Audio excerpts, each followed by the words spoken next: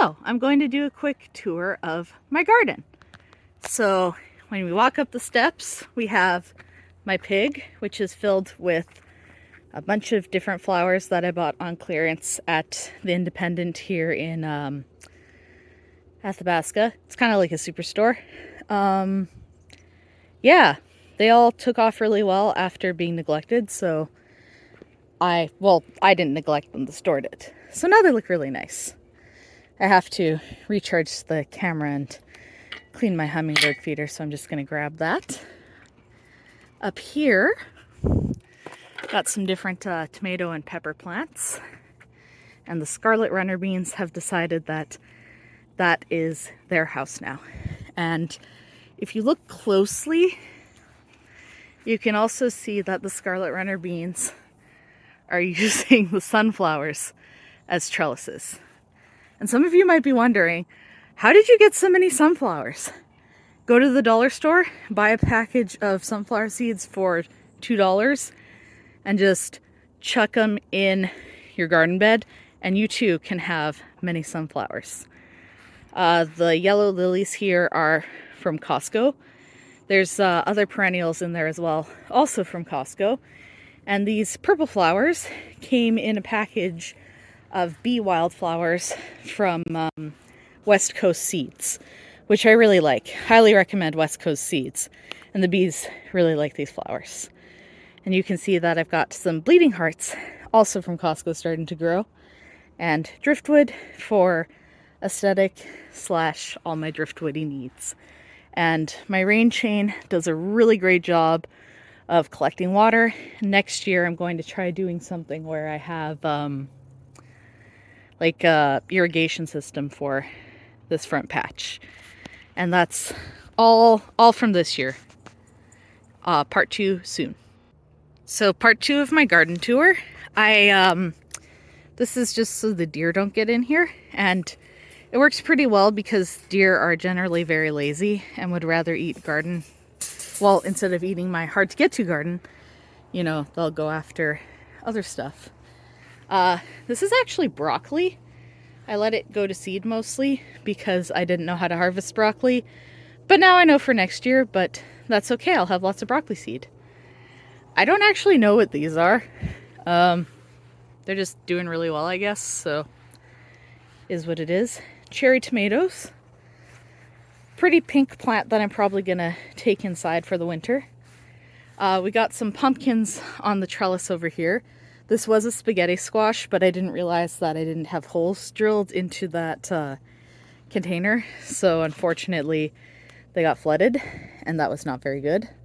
But, you know, live and learn. I've got jalapenos, beans, lots of tomatoes, more broccoli. So lots growing out front here. This area I actually mostly replanted with clover and other wildflower species so that everything's a little bit healthier and happier. And it goes nuts with the growth, and it keeps fairly low. You do have to mow sometimes, but definitely not as much as with the traditional lawn. And as you can see, my, what's that called?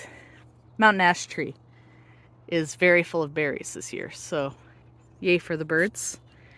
I have a lot of different kinds of tomatoes, and we didn't have a very hot summer, so you can see that some are starting to ripen, but for the most part they didn't do as well as I wanted. But I'm probably going to move them inside and set them up in a grow tent and just, you know, eat some over the winter, see how they do, that kind of thing.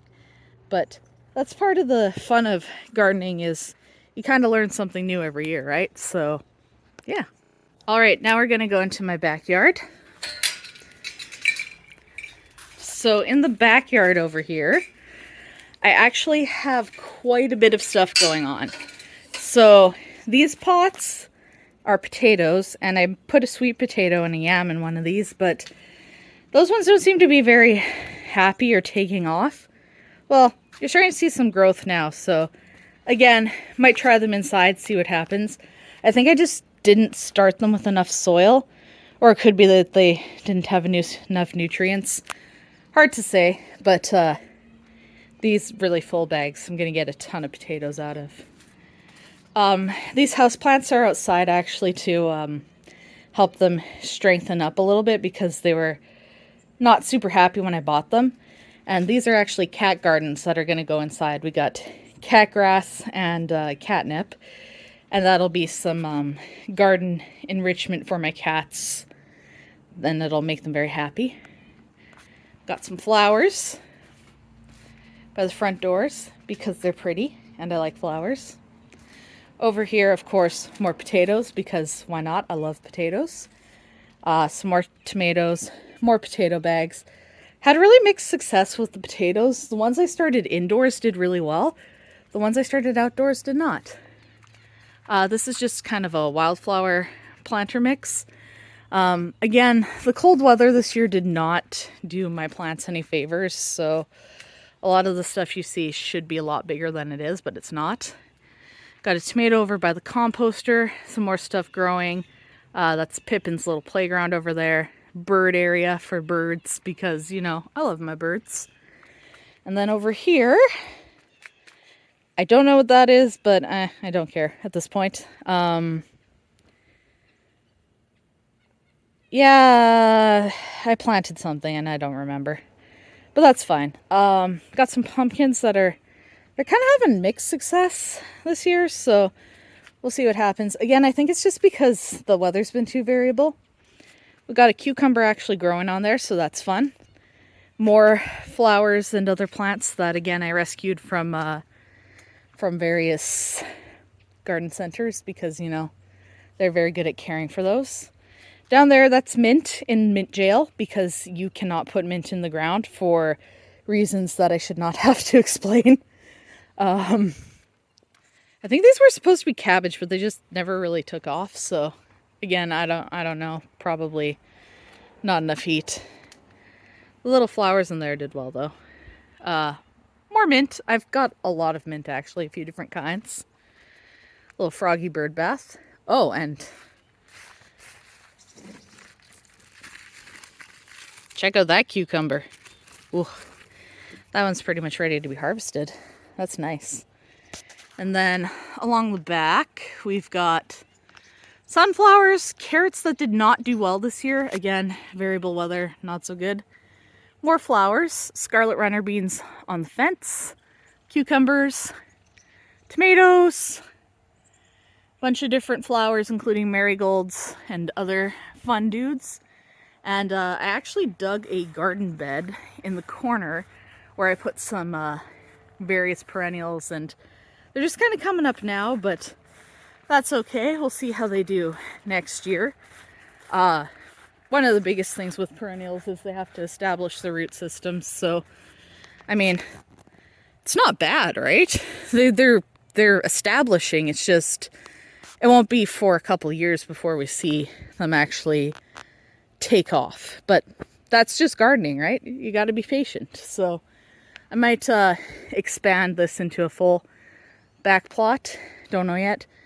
Maybe put in like a cherry tree or something, like a sour cherry tree, or maybe some berry bushes. Not quite sure yet. I got time to plan, but yeah, I'll probably expand that into a full bed. So we'll see what happens. And turning this way. So over here, this compost in the corner. The log marks where I'm trying to get some mushrooms to grow, morels to be exact.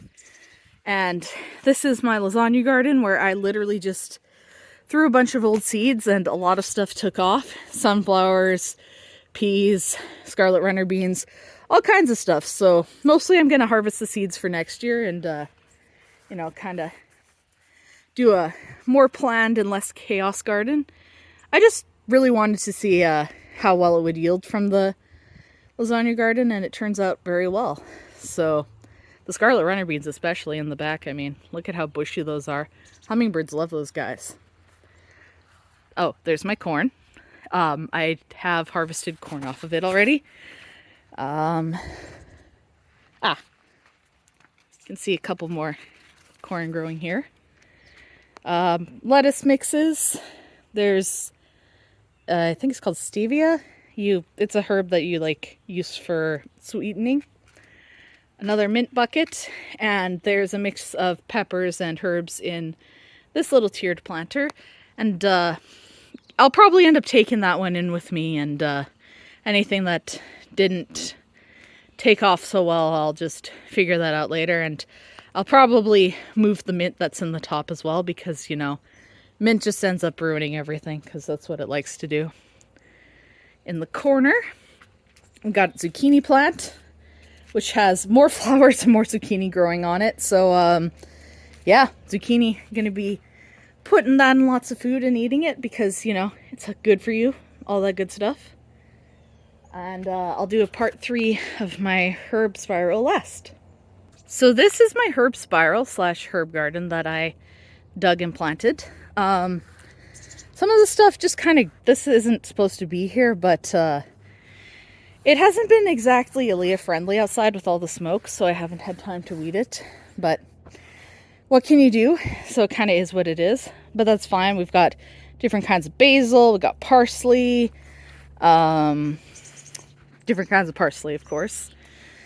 There's oregano and tarragon and just all different kinds of things. And the idea behind the herb spiral is that basically you have your different levels to give the herbs different levels of light and moisture so that they get the ideal conditions for their growth. And I'm going to be throwing on more compost and other stuff to help it succeed and help it keep growing over the years.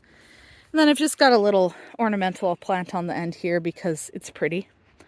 And why not? It's my herb garden. I can do what I want with it, you know. But yeah, that's basically the tour.